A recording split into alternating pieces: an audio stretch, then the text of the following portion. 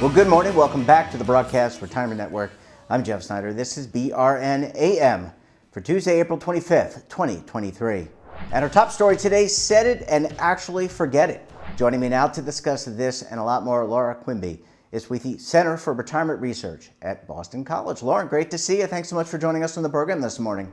Thank you very much for having me. I'm delighted to be here. Yeah, we really enjoy all the great research you and your team at the Center for Retirement Research do, and thanks again for making some time. Let's talk about this, because a lot of people set up their 401k.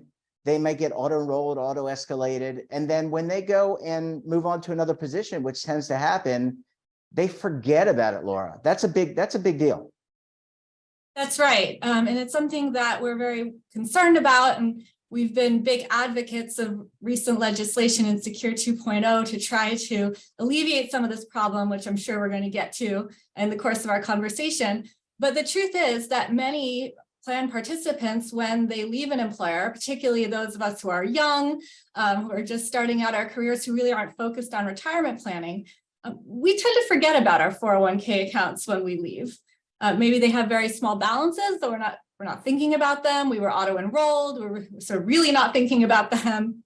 And so when we leave these plans behind. And currently, the Department of Labor Form 5500 data estimates that there are about 21 million of these inactive vested accounts, which means that essentially the participants are no longer contributing to the accounts. They're not active, but the participants have rights to them. They're vested.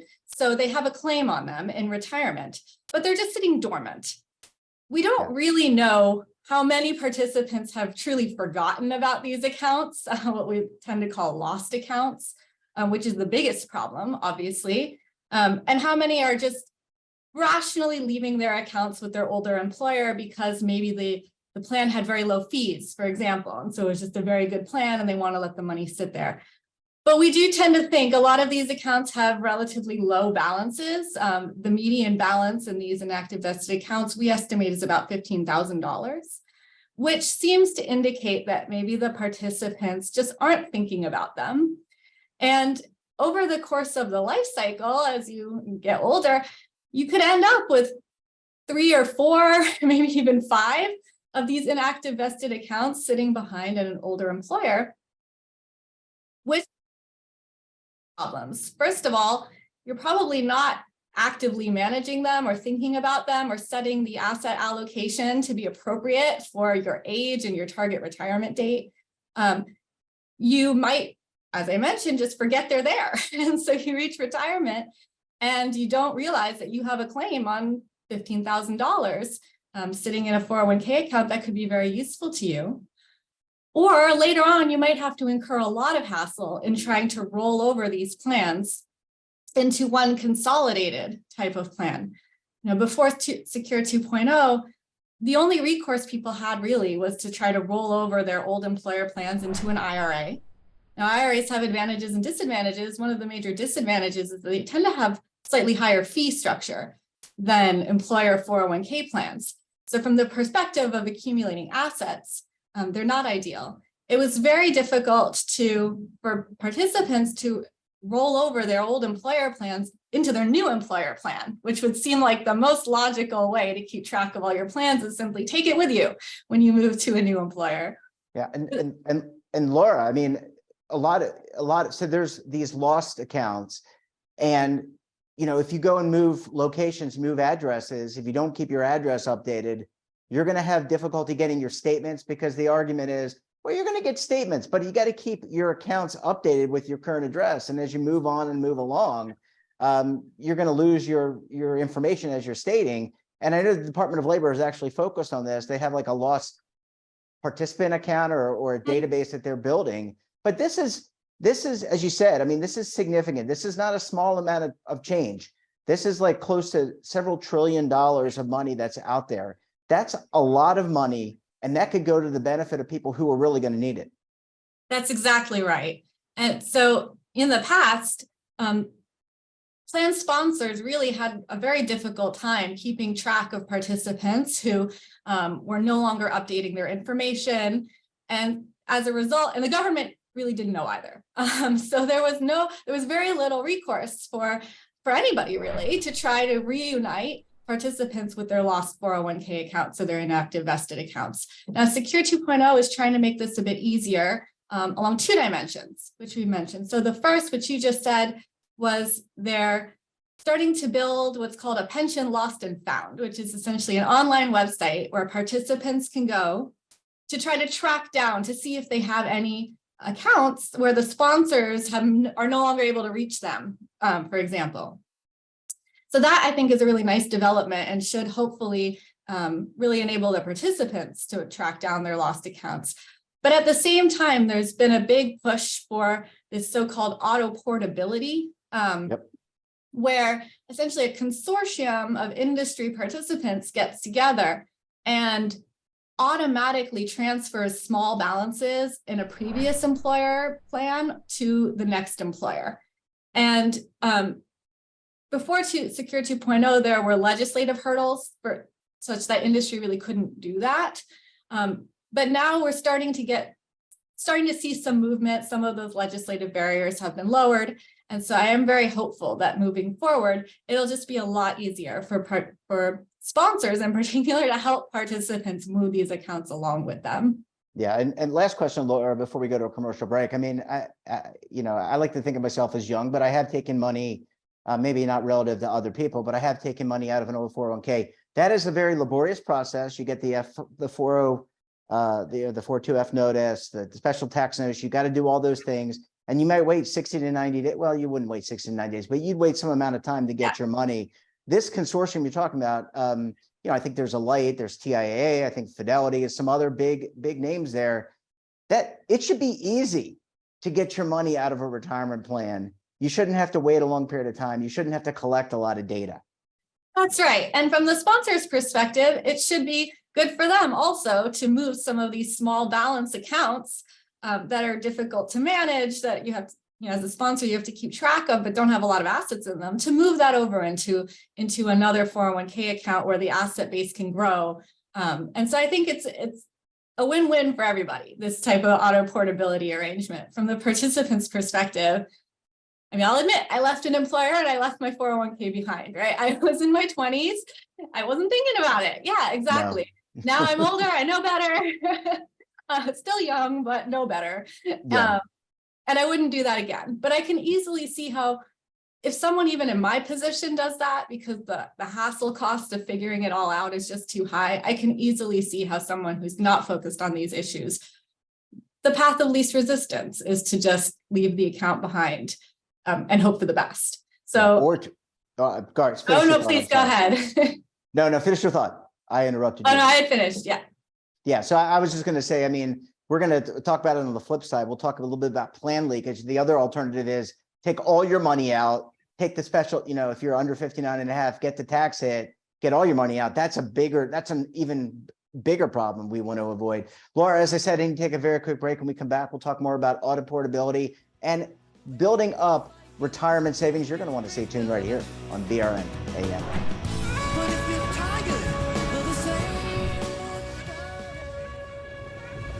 Imagine a new television network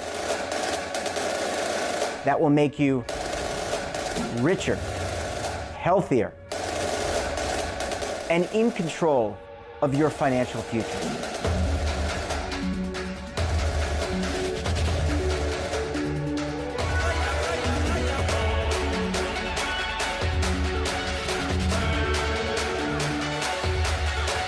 This network is for the policewoman in Nashville, Tennessee, the baker in Dubuque, Iowa, the teacher in Lexington, Kentucky. We want to make the idea of savings and retirement culturally relevant. But what do you see as a defining issue of the midterms, especially for the smaller businesses? I mean, they are the lifeblood of the American economy.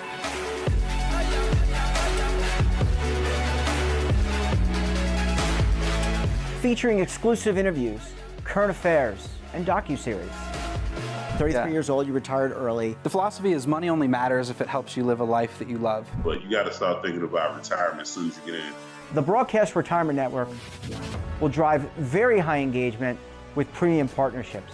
So this isn't retirement and savings for your parents or grandparents. This is for all Americans. And we're going to change the way you think about money.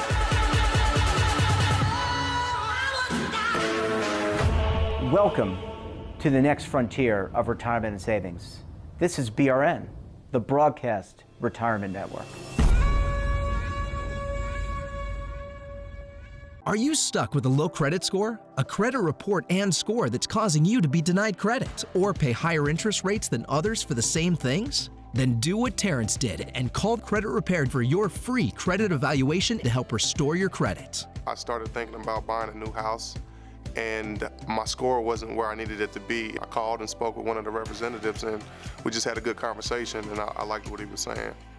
Just one call for his free credit evaluation was all it took to start back on the track to repairing his credit. I'm seeing the deletions and I'm getting the report, so I know something's being done. It does make a difference to me. All it takes is one call to get started. Credit Repair has given me a second chance to have a better credit score. Don't let a low credit score hold you back another day. Do what Terrence did and make the call for your free credit evaluation. Call 800-819-4152. That's 800-819-4152. Again, 800-819-4152. Welcome back. We're joined this morning by Laura Quinby with the Center for Retirement Research at Boston College. Laura, thanks so much for staying with us this morning. Delighted to be here. Yeah, this is a fun conversation, an important one, Laura. And you mentioned Secure 2.0. It really opens the way for a lot of things. 92 different provisions, one of which is that ARTA portability. How do we assess the impact? Is the impact of this new legislation the flow of monies from one company to another? How do you know it's working? I mean, how do we assess the impact of any legislation? That's a really great question. And I don't think I have all the answers to that. We'll have to some extent, we'll have to wait and see what we see. But I think the first set of metrics I would start to look at is just the number of inactive vested accounts. We also know, again, from the Form 5500 data, the flow of accounts that transition to inactive vested status every year. I would look to see that maybe some of those numbers start to trend down. We can also look in surveys, standard surveys like the Survey of Income and Program Participation. We know how many accounts people are reporting holding. So obviously, if someone has forgotten about their account altogether, this is going to be an understatement of the number of these lost accounts. But we can start to see maybe that people are reporting fewer total accounts. That would be a good thing. We can see that the average balances in the accounts is starting to get bigger, such that we have more consolidation. And then, of course, the providers themselves, the plan sponsors, the organizations that are going to be doing the transfers may start to report some numbers about how many such transfers they're making and what the balances are typically that they're rolling over. And I think that will be a really good first start to see the impact of this. Yeah, and Laura, I mean, this seems to be a win-win for everyone. So the participant knows where his or their balance is. Number two, the record keeper gets to move it off their books, which should help the plan sponsor reduce cost. And the plan sponsor also doesn't have the fiduciary liability, if you will, of having that person, that account that remains in their plan for a long time. I mean, I can't think of a losing proposition here. Can you? We agree. We've been broadly supportive of this type of initiative for a very long time, and we were very happy to see that it was included in the recent Secure Act. Yeah, and I think, without wanting to speculate too much, I would just say I think that one of the hurdles to this previously was just that, there are some costs associated in making the transfer, right? From the perspective of the company that's actually going to be facilitating that, from the sponsor's perspectives. And so previous to this, there were some barriers to imposing any kind of small fee for making that transfer. And now, of course, what the new legislation does is essentially say that no, in fact, you can. If there's a plan with under $5,000 in it, the sponsoring entity is entitled, and always was entitled, to sort of disperse those funds, not to hold on to the money. And now the Secure Act is saying, no, and you can charge a small fee to move these funds over to a new account. That's all right. And I think that we just think that this is a win-win, that even if there are going to be some small costs associated with that, it's going to be so small in relation to the gains of having everyone's funds consolidated in one account, accumulating interest, with the participant who's better able to keep track of it, better able to set their asset allocation appropriately, better able to take advantage of low fee options in their employer plan, as opposed to, say, in an IRA, that we think that any small costs are really worth it. Yeah, and last question, Laura. I mean, we have yet to receive a lot of the regs for Secure 2.0. I mean, I would hate to be at the DOL right now trying to work through 92 different provisions and writing the regs around that. Right. But do we have an idea of when we might receive the regs and how the process work? Would the plan sponsor need to check off a box with their record keeper to participate? Any sense for that? I mean, I know you're not. Yeah. You're a lead researcher. You're not a compliance specialist. But is it just any idea around timing? No, unfortunately, I really don't.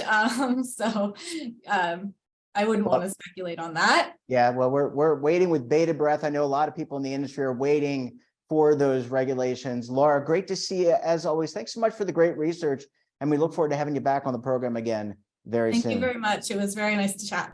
And that wraps up this episode of BRNAM. Have a topic of interest, someone you think we should talk to, drop us a line. And don't forget, for all the latest curated news and lifestyle, wellness, finance, tech, so much more, all in one place, check out today's edition of our daily newsletter, The Morning Pulse. Want to search our archives, check out our latest content? We'll visit our website and, of course, all of our streaming partners.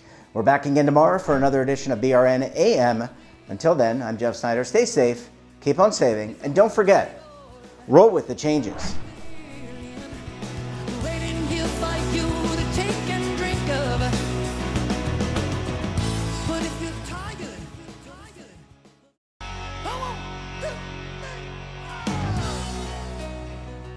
Now is your opportunity to co-create content around any topic on the first lifestyle and wellness network. Reach a global audience through our platform and co-own exclusive branded content. All of our programs are available on demand and also as audio-only podcasts, so you can take us on the go. Broadcast Retirement Network, available anytime, anywhere, and on any device.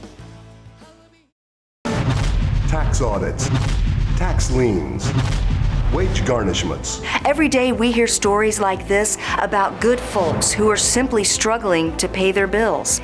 Each of them are living a frightening IRS tax nightmare, and they are afraid it will destroy their lives. I'm a divorced single mom, and my ex-husband left me and the kids with a lot of unpaid bills, including unpaid taxes. I was really starting to show my stress on my kids because the IRS had sent me a letter demanding a huge payment from me. I couldn't afford it. So then the IRS was threatening to garnish my wages. I'm already living paycheck to paycheck. That would have put me over the edge financially. It truly seemed hopeless, but then a friend at work told her to call the tax relief line. The people at the tax relief line, they told me about something called innocent spouse relief. They worked it out so that all of the taxes from my ex are not my problem. I don't know how that works, and I don't care. All I care about is that I don't owe the IRS a dime, and they are not going to take my paycheck. Even if it seems hopeless, you should call the number on your screen right now. There is absolutely no cost for the call or the consultation. You are under no obligation. If you are worried that the IRS could garnish your wages, seize your assets, even take your home, call us right now. The Tax Relief Line is here to help you. Now you have a knowledgeable, professional team of tax experts that are ready to negotiate with the IRS and fight for you to save you money. The Tax Relief Line's professionals have successfully negotiated thousands of cases, reducing and sometimes even eliminating the tax debt for their clients. It's very easy to get started. Simply call the number on your screen right now. You don't have to live in fear anymore. The call and the consultation are free.